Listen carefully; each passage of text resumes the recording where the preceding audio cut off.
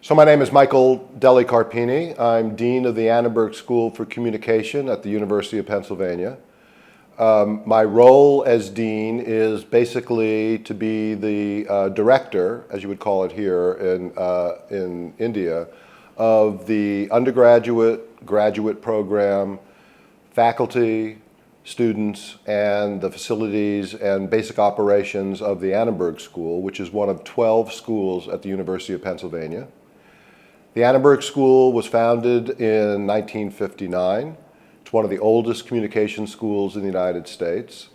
And the area of study at the Annenberg School is, or our central areas of study include health communication. That includes faculty who study the way in which people learn about and are affected by information related to their personal health or to public health. We also are very strong in the area of political communication. Those are faculty and students who study anything related to the way in which the mass media, whether it's the news industry or entertainment or political advertising, affects the way citizens think about and learn about the political process and whether or not they get involved or not through voting or other kinds of activities.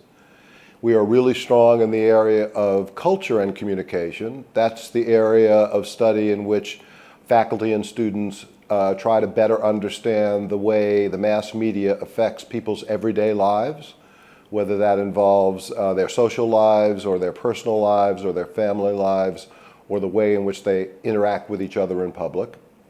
And we have growing strength in the area of global communication, which, as the name implies, is the study of the way in which communication affects relationships between governments and relationships between people and relationships between various groups and activists globally rather than within the boundaries limited by a nation state.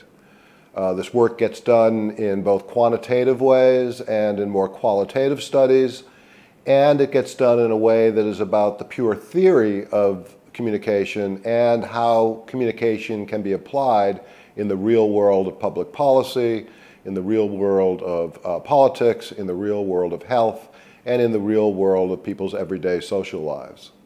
My own research in that area is specifically in the area of political communication.